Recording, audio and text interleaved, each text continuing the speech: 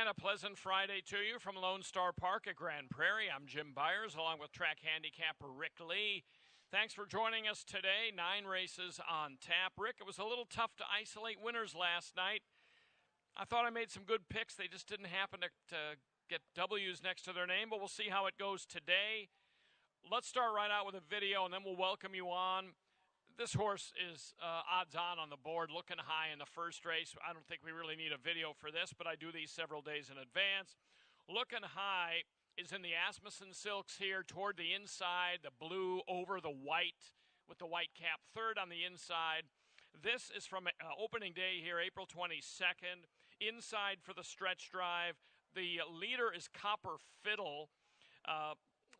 I really like the way this horse closed on the inside. Copper Fiddle gives way, winds up being beaten there by Uncle Artie, who had a really good start to the meet. I like that performance by Looking High. I thought he was kind of the best of a questionable lot in this particular race. He dropped for that race, ran decently, but now he just seems to tower over this field. He's a short price with the 10, He Is Fancy, and the 9, Dino's Cape, both scratched out of this first.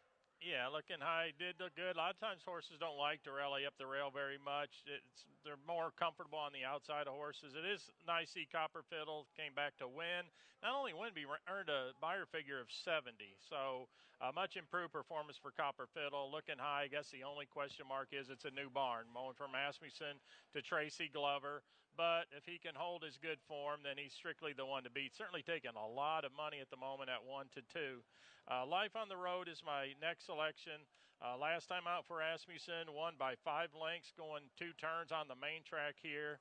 Street Sense is a pretty average turf sire. I mentioned this because this will be his turf debut. The dam ran a couple times on turf and actually ran pretty effectively. So we'll see. Certainly in good form. Should get a ground-saving trip from down in there. First start for Scott Gellner, who with limited starters is off to a really good start, having won 2 of his first 6. And then let's go out to the 7, Toa, who on May 7th, I'm up here clocking, and I see this horse zip through there in 47-3, and it was Toa. And Toa, last time out, was on turf, ran a really good race. You can see he's beaten only 2 3/4 lengths in the same race as Looking High, so was a length and a half basically behind the big favorite in this race. Good recent workout. Goncalves is having a really good meeting. So Toa, offering good value at the moment. Yeah. No, I kind of like him too. I've got him third behind Declare War, who's my second pick here.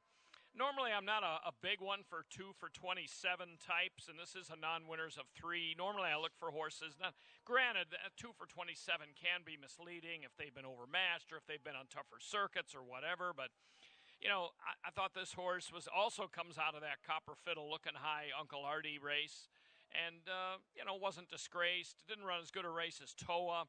But this horse has a little bit better body of work on the turf than Toa does. So I thought just kind of mixing it up. I think Richard Aramia, really savvy veteran rider, excellent finisher. Doesn't get the kind of mounts he got when he was riding for Broberg and Asmussen regularly here just a few years ago, but still does a great job. I think he fits this horse well. And this horse might be able to kick in a rally. So I went with him second, Looking High for all the obvious reasons. Tracy Glover had this horse last year.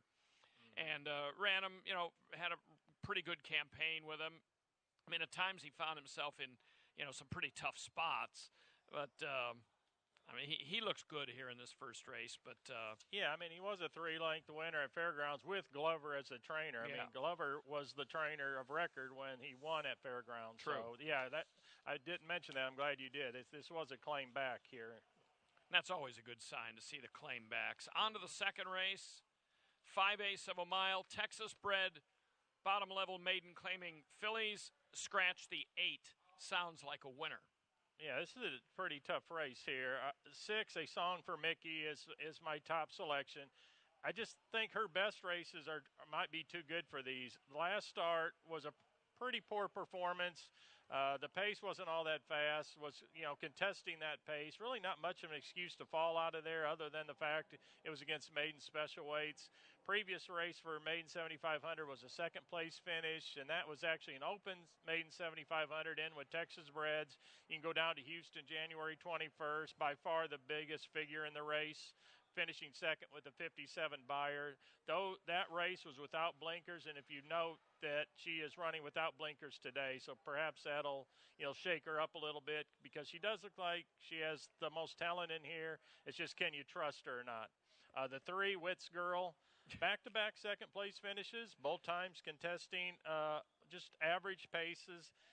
The Beyer figures coming out of those 2 races are unusually slow. I know a lot of people out there that handicap, though, they don't go by numbers. They go by class and how competitive you are. And based on just how she's run at this exact level, a major contender. And the 2, Classy Bling, who, once again, her biggest credential is 2 starts back in a maiden special weight race. Did finish second. That was at Houston at Lone Star Park. Overmatched last time out, but did have traffic trouble going into the turn, backed way out of it after that. Deserves another shot in here, I believe. Yeah, and that's why I went with her. I mean, here I just talked about horses that are 2 for 27 and how I don't really care for them, but I used that horse second in the first race. Here's an 0 for 13, this 5-year-old mare, but, most of her career has been spent trying to hook much better maidens than this. I just wrote, oh boy, on my PPs for this race, like, oh, who are you going to pick in this one? I mean, A Song for Mickey obviously has some credentials and has some races in the past that do point her out. I'm going to try to beat her here. I took Classy Bling. In that last race, there was definitely an issue there past the half-mile pole going into the turn, but it was really quick. I mean, there was a steady there, and she did back out of it, but it wasn't a horrendous incident. It wasn't like Valdez Jimenez was really on the brakes real hard there. It just wasn't a particularly good performance, but it was the first race off a layoff, and they chose to run today rather than yesterday with her. I think this might be a beatable field. Never been this cheap. A Song for Mickey, my second pick, and Wits Girl, a third pick. And I'm not sure that 38 Beyer is going to be toppled, and the 38 Beyer par is going to be toppled here. We'll see. This is a good race, though, because there's some prices, I think, possibly to be had there. On to the third. Non-winners of 3 Texas-bred claimers here at 6.5 furlongs. Yeah, this race has contention for a short field. Tough race, the 6 Lady Ave, back-to-back second-place finishes. I certainly like that about her. The 6.5 furlong, she proved she can certainly be competitive at that. At March 25th at Houston at 6.5, she was narrowly beaten. It was 3.5 lengths back to third. Triple Bold Baby was a third-place finisher, and she has since won here. And if you look at her body of work at Lone Star Park, she's never been worse than second in 4 starts, 2 wins and a second. Therefore, I gave her the slightest of edges over the 5 Lady Fly Like a Jet, who is probably the speed of the speed in here, at least has the fastest pace figures in here. Did win a non-winners at 2 last time out. Was claimed from Ronnie Cravens by Carl Broberg. No fractional splits in that race, which is always a little bit concerning. It was in the mud. Seems like this filly loves a muddy track. You can see her 2 best races by far were on a muddy track. But nevertheless, a really strong recent race, best of connections. She could end up going favored. I guess it all depends if Carl's touting the filly or not. And the 3, Sarda Bling, is my third pick, who was competitive against allowance rivals at Houston. Entry-level allowance win sprinting, then going 2 turns, finishes second. And a second-level allowance. Ran in a stake last time out sprinting at Houston to close out that meeting and ran poorly there, but was so badly overmatched. I think it's easy to excuse that race. The more I looked at her, as I was preparing for this seminar, the more I thought, wow, I mean, she could even end up being the favorite, right? I mean, on paper, you could make a case maybe she deserves favoritism. So the fact that her connections aren't as flashy is the reason I made her third choice. But, if it was Asmussen training this and with those numbers and that class level, she'd probably go favored in here.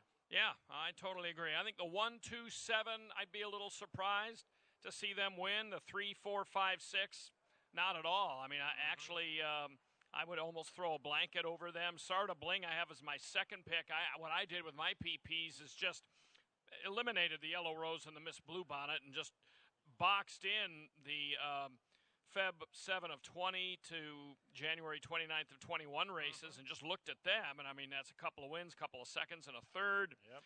Competitive buyers, I think, with the rest of these. So, yeah, I mean, I didn't like her enough to pick her on top.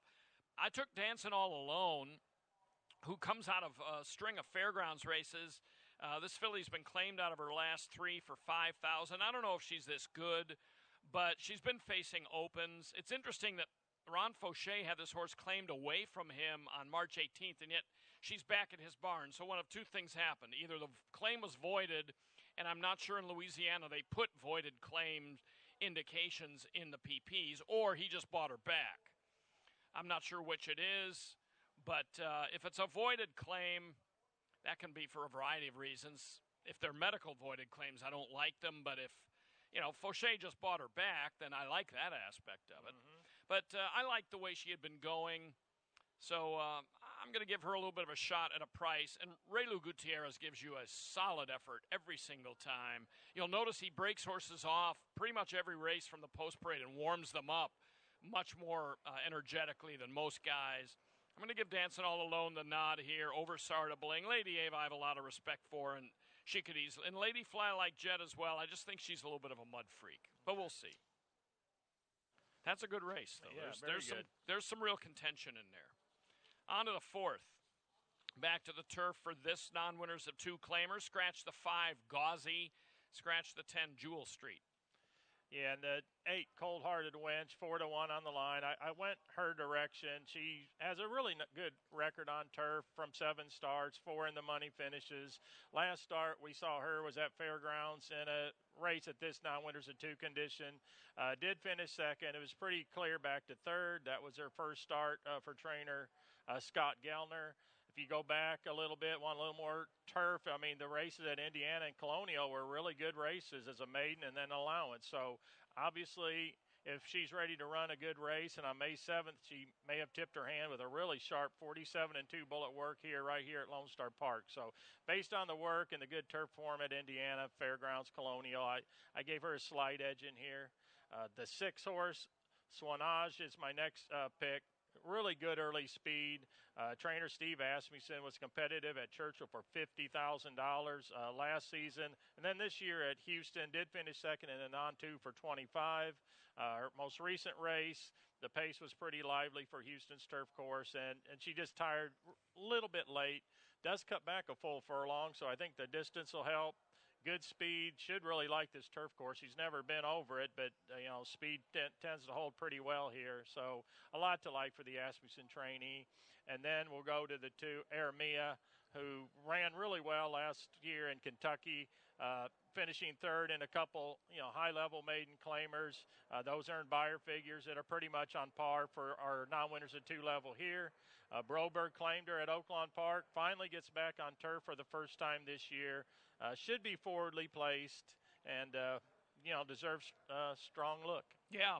Well, I think she's finally finding a level that might be appropriate for her. I mean, with all these barn changes, and it took her a relative eternity to break her maiden, she really hasn't found a particularly good level yet. I used her second. Broberg had her as part of an entry on Sunday here and scratched her. It was a trainer scratch for this spot. I think she could be pretty dangerous. I used her second. My top pick is Swanage, the 6. Best speed, much better distance. I'm going to give her a shot in here. I think this is a really wide open race. I mean, I didn't even use your Cold-Hearted Wench in my top 4, which I'm now kind of wondering about. My third pick is the 3 Siamese. I really like this John Barger trainee. On April 24th, I picked this horse second, and she was 7-2 and ran about 15 jumps and chucked it in. But that was her first race in a couple of months. I don't know. I'm overlooking a lot picking her third here today, but wouldn't be the hugest shock if she ran decently. And then I used Sorority Row fourth. I think she has, some credentials on turf, but that's a really rough post, even with 2 horses scratched out of there. So probably should have found a way to work your 8 in there somewhere. Well, but Siamese, we'll see. you just got to isolate her turf races. If you draw Yeah. a line through everything else, then she's Yeah. definitely a contender. Yeah. That's what makes long shots are made of, though. Yeah. I figure I'll give her one more shot. If I liked her last time enough to pick her second, and she was bet, maybe give her one more shot before you jump off the bandwagon. On to the fifth. Well, I really like Confessin here. I mean, her last race at Oaklawn, she was absolutely blocked in the upper stretch, ducked in, came up the inside. The margin was a neck, but she was really coming at the end. But she's out. Confess is out. So maiden claimers here go 6 furlongs, and I wound up with a favorite that I was trying to beat in Party of 15. Yeah, well, Greg Green, he's realized he can win every turf sprint he enters. So Confess will probably come back in a turf sprint since he's undefeated in turf sprints at the meet. The 5 Party of 15, I did go this direction. It's a sprint. Her sprint races were good, last year at Lone Star Park for the level, then routed at Remington. Came back at Lone Star May 1st, back at a sprint distance, which I think is his best distance, caught a muddy track, broke last in a field of 6, and finished a decent 4th. Now drops all the way to the rock bottom of our maiden claiming classification. Probably needed that last race as well. I could see, I can make a pretty good case that she's going to run a much improved race now as a lightly raced 3-year-old. And also, you didn't want to be coming from way out of it on May 1st here. I'm not saying it was a gold rail or it was brutally speed favoring. Most of the winners won up front and inside that day, which is, a good thing. It's like having a 98-mile-an-hour fastball with movement. That's going to play, but you didn't really want to be circling in like she did or he did that day on May 1st. So it wasn't in the best part of the track. Yeah, it's true. Hawktail has run second in back-to-back races, a distant second last time out. He earned that huge buyer figure of 72, which horses coming out of that race have not been able to reproduce. But nevertheless, has a really big number there. Last time out was a big disappointment at even money. He has been quite of a money burner and goes, from Broberg into the Gellner barn, but should be forwardly placed. And, obviously his best race is going to be good enough to win. Just will he produce it here after, like I said, a pretty disappointing race last time out. The 10 Little Chief back sprinting. Maybe that's a good thing. He sprinted, finished 4th at Oaklawn, then went a route of ground twice after 6 furlongs. He was right there in both starts, fading. Kind of indicative of a horse that would prefer to sprint. Now, he also dropping from 20,000 into a 7,500. I just feel like he might be a little better as a closing sprinter than a front-running 2-turn animal. And Broberg, Cabrera, they've been so hot, of late. So I like this one. Drew a good post position, too. I kind of like if yours has tactical speed to be outside where you don't get all the kickback or traffic trouble. Yeah. No, I wound up using him 4th, kind of wondering if maybe I couldn't have bumped him up a little higher because the thing I don't understand, I'm okay with scratching in a Party of 15 now for all the reasons you stated. As far as Hawktail, who's my second pick, why is he so popular at the claiming box? Okay, he hasn't run bad, but he's running these lower-level maiden races. He's getting claimed every time out. It's like, what do they see in this guy? I'm not really sure myself, but he's been claimed 3 straight times. If he gets claimed today, then I need to learn a little more about what is attracting trainers to claim horses in the maiden ranks. But I still have him second. I gave Hunky Dunn my 3rd pick here. I think I actually watched that race at Oaklawn on January 31st to try to see if there was anything to endorse to use this horse any higher, and couldn't really find it. But Gustafson has good numbers when he takes the blinkers off. It's a trainer change, which I love Donnie Von Hemel. But, this horse wasn't running much at all in higher-level maiden ranks. So we'll see. I used him 3rd and Little Chief 4th, but we'll see how he likes the local strip. And we'll keep an eye on Confess for Greg Green. Yeah. When you picked his horse that won last week at a price, I thought I got to start paying attention. Yeah. Then neither of us picked him yesterday, and he won again at a price. So I'm thinking, hold on a minute here. No. And I also need to find out Aiden Green, his relationship with him, because Yeah. Aiden had a great Oaklawn. I assume they're brothers or father son. So I mean, I gotta We need to figure find that out. We Yeah. also need to. I didn't like Greg Green's horse last night really at all because I went and watched the race at Turf Paradise and it didn't catch my eye. But I noticed on Sunday we have a bunch of fairly live Turf Paradise horses. So the racing office has done a good job recruiting horsemen from Turf Paradise because they're coming in live for multiple trainers, not just Greg Green. Fincher has a really live one from Turf on Sunday, and Marcus Vitale has some live ones, and of course the Green horses. On to the 6th. This is kind of an Asmussen versus Broberg special here. 7.5 furlongs on the lawn. Yeah, this should be a good race. I scratch into the 3, gold included, and of course I'm fine with that, or because I can change if I want to or have to. I liked the races last year at Indiana. That was a nice win. I know it was at a much lower level, but a really nice turf win with a decent, just a dominating performance. Ran well here, broke his maiden actually over this course last year. This filly did. Fast forward to Turf Paradise. Most recent win there was an entry-level allowance win by 2 lengths. Switched barns into the Nathan Wallace barn, and it just looks to me, I thought she would be a clever little pick in here. Loves to win, 3 for 9 on turf. So I'm going to take a shot in what I think is a really competitive race. The one, Raging Gold Digger, has won back-to-back races. One at Houston, and then that one other than at Lone Star, which was his first race for Broberg. He's very versatile. I mean, he shows wins from off the pace, from on the lead like he did last time out. I mean, this is a really, really logical contender in here. And the 4-horse, Amandrea, is my next pick. Unraced at September, I guess that would be the biggest knock. However, he has buyer figures that put him, as probably the one to beat. He's been favored in almost every race he runs over the last, 4, 5, 6 races, always favored. Good early speed. It just comes down to fitness. And do you want to take a lukewarm favorite that hasn't raced in September? I mean, that's always a call you got to make as a horse player. Yeah, and I was trying to beat her as much as I like her and as much as I liked her 2 years ago. I don't know if she's good as she was 2 years ago. I mean, 2 years ago, she ran a really close 4th, beating 3 parts of a length and a grade 2 at Saratoga. I mean, that's salty.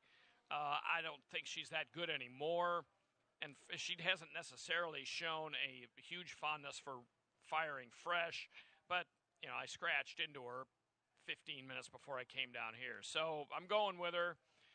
Raging, I do like the way she runs. I like her style for the most part. Good tactical speed. Raging Gold Digger, my second pick. I use Break at Dawn, who won an off-the-turf $15,000 claimer here, and I thought did it really nicely on April 29th. Now gets back on the turf, which she seems to have a fondness for. A little bit of a shot there for third. My 4th pick is the 5, Leather and Lace. I totally get your gold included, though. I think she probably deserves a look in there higher than I gave her. But Leather and Lace is my 4th pick, only based on 2 races back at Houston. She just ran a 75 from slightly off the pace. So we'll see. I kind of like your gold included as a bit of a price option in there. These races they're pretty tough. Yeah, the more we talk about them, I lose confidence with every race. On to the 7th. I think we got a chance at a fairly short-priced winner here. We'll see. Phillies non-winners of 3. Scratch the 6, Triple Bold Baby. Yeah, if Diodoro was going like Diodoro usually does, this would be a lead pipe cinch maybe. But Lucky Every Day, still the one to beat. Ran in open 12 or non-winners of 3 race last time at Oaklawn. Clearly the fastest filly in this race. We'll call her strictly the one to beat.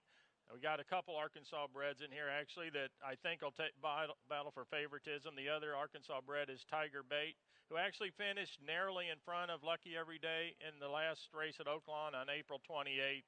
But the pace was very fast, and Tiger Bait had every advantage, I think, in that race. I think in the rematch, if Lucky Every Day leaves there running, I would think she'd be tougher to beat. This is more of an abbreviated sprint distance as well. But Gustafson, who claimed this horse at Oaklawn, talking about Tiger Bait, he's been so good for about the last year and a half that I wouldn't say she's not going to finish in front of Lucky Every Day again. It's certainly possible. The 5, Dixie Wayne for J.R. Caldwell, who's having a terrific meeting. had her little 2-race winning streak snapped last time out here at Lone Star, finishing third, finishing up pretty well. That was on a muddy track. She gets her preferred fast track today. Buyer figures from her wins at lower levels are almost par for this level, so I make her the third pick in here, though, because I really sense that Lucky Every Day is going to have every reason to run off and just win the race. No, I totally agree. You have Razorback. You have an all Razorback trifecta there. You got Arkansas Breds 1, 2, and 3. Oh, I sure do. Your Dixie pick, Wayne. They should just go and call this race an Arkansas bred race. I'm with you on Lucky Every Day and Tiger Bait. I've got Dixie Wayne in there as a fourth selection as well. My third pick is the 2 Diem Now. Really nice winner here. I picked her that day. That's part of the reason I remember that. 3-year-old taking on older. Has been going pretty well lately. I mean, a decent third. Didn't get a big number down at Houston, but a decent third there. And then got out of the non-winners of 2 condition. Did it really nicely here. I don't know how much she beat on April 25th, but, goes to Lucarelli. His numbers are good first off the claim, although claimed from a very hot barn in J.R. Caldwell. I gave her a shot for third, but... yeah, we mentioned this before. Lucarelli, what a welcome addition to the training stable. Really. I mean, and his record off the claim's great, and his overall record's good. So no doubt. Okay, on to the 8th. 2-year-old fillies, 4.5 furlongs. One note here. The 5 Cold Night Air has a work that doesn't appear in the, at least doesn't appear in my form, and definitely isn't in the program. May 6th. Do you have it? Because I wrote it down on my program and not here. It's 50.60. Yeah, it was 50 and 3. Yeah, you're right. 50 and 3 breezing for Cold Night Air on May 6th, and then Eagle Express had a gate work on April 25th. It says breezing, but it was breezing out of the gate. Yeah, and I love the 2-year-olds. One thing I do get to do is clock, and so I get to see most of them. At least if they work memorably, I remember them. But the 6, Dial 10 for G, this is my top selection. I only saw her once, and that was May 8th, but that was enough. 37 and 3, breezing from the gate. Gustafson had a set of 3 in there. They all hit the finish line close together, but only one was being stymied or being held, and it was Dial 10 for G, which was, I felt good. It was only Chestnut in there, and clearly could have went much faster. The other 2, I'm not so sure. So just based on seeing the one gate work, I really feel like this filly is way faster than her work show. That's why I made her 5-1. Didn't make her 5-2. Based on that one work, though, I think she can run. The 1, Rebecca G. This is a custom for Carlos. I remember seeing him run in sprint stakes at Oaklawn and on the East Coast. What a rocket he was. The works look really good too. May 7th, 48 flat from the gate. Shows a 22 and 3 quarter-mile breeze too. So Gellner, who does well with 2-year-olds, generally speaking, he may have a really fast filly here from the rail. And then I went to the 7, Restless Eyes. Brett Calhoun for many years, well, since this place opened up in '97, he's been winning 2-year-old races. Has a pretty speedy pedigree.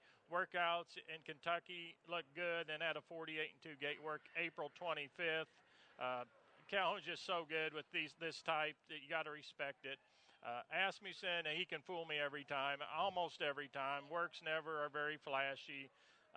I just looked at the pedigree and I thought, you know what, I think I'm going to disrespect him to my own, it'll be on me. But I decided I'm tossing Steve, and I'm going with Gustafson just based on 1 3/8 gate work. Yeah. Well, that's the benefit you have of seeing them, because I see 3 3/8 gate works. And, I mean, I just like to see him train a little bit longer. That doesn't necessarily produce a lot of winners for me, that angle. But, I went with Restless Eyes. I mean, last year Calhoun's 2-year-olds tended to all break very poorly. Mm-hmm. That's not typically what you would expect. So I'm going to think that they're going to get out of there a little bit better. And I like Restless Eyes' string of works. Mm-hmm. The Dam City Tone did win at first asking here in 2008, and then won a Texas Stallion Stakes here in 2009.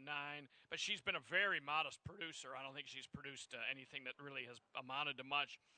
Dial 10 for G is my second pick here. Her Dam Hard 10 was unraced. I went with Eagle Express third. I wasn't real familiar with the horse, with the stallion Eagle. He won the the Ben Ally, that's how you pronounce it, right? At Keeneland, grade 3 race a few years ago. Was also second in the Stephen Foster. He was a dirt runner. Cold Night Air, I used fourth. I don't know. I didn't know what to do with him or what to do with her, and I didn't use your Rebecca G mainly because of the rail, 2-year-old from the rail. But in your multi-race, did you use Rebecca G? No, I just went 5, 6, 7, 8. Right. Well, so. if you were a betting man, you'd have to bet her with your real money just to protect yourself. Yeah. But since you're not, we don't have to worry about it. My record on my below the PP stats on 2-year-old handicapping for me is not going to be very good. So, 9th race, very wide open, 7.5 on the grass. I think there's a lot of contention, a lot of closer stalkers, it looks like, in this race to me. Yeah, this race was so competitive. It's tailor-made to just go out on a limb. So I went with the 11 Air Force Angel, 15-1 on the line for Karen Jacks, who had a terrific Houston meeting, and she'll do well up here as well. 2 starts in his career, both at Fairgrounds, and both times, was forwardly placed, didn't finish. I always like blinkers off. I do like the switch here to Karen Jackson, and it's rare you bring up an owner, but Carl Moore, when he chooses to run horses at Lone Star, it just seems like they win at a very high level. Carl's one of the great owners here in Texas, and I just like a lot about this colt, including the last work, 48-2, seemed to be really on the muscle. So a lot of things to like for improvement, but again, this colt's going to have to improve and improve many lengths perhaps to win. The 2 Carpe Eros running as a gelding for the first time. Has not raced since August last summer, but you can see was very competitive at Lone Star on the turf. Ran a solid race too at Remington. I think he caught an unusually soft field today, so I really feel like off the bench he's more than capable of winning. Black Rock Castle for Mike Netherland certainly earned the field's fastest last race buyer figure on the turf March 31st at Houston. Made the lead and really dug in to be narrowly beaten. Was kind of flattered when Colaquist came back here at Lone Star Park to win. So the guy excuses there's a train going by in the back. But so I just think if Mike Netherland can get that 4-year-old gelding to reproduce that same race over the Lone Star's course, then he's one of probably 6 or 7 that can win this race. Yeah. No, I agree. I wasn't sure what to make of that, so I ended up tossing him, but I certainly have Black Rock Castle on my my big spread on the pick 4 here. I went with Carpe Eros off the bench. Calhoun's Barn does well with them. I like the fact that he's been gelded, had some time off, probably more mature. A lot of the contenders in here are 3-year-olds. He's 4. I went with him over the 1 Pure Courage. Ron Moquette puts blinkers on this horse. That's a reasonably good number for Moquette, winning at a 22% clip when he puts blinkers on. This might speed this horse up a little bit. Cabrera came into this week winning at 43% here. Just trying to mix it up a little bit. Mm-hmm. I used him for second, and Cairo Warrior, who came flying last time out, seems knocking on the door. I've got Air Force Angel, your pick, as a 4th pick. Like him a lot. I think Stasis, I picked Stasis like 3rd last time or 4th, and he was 20-1. He ran a really nice race. He was right in it, in an off-the-turf affair. Now he gets back on the grass.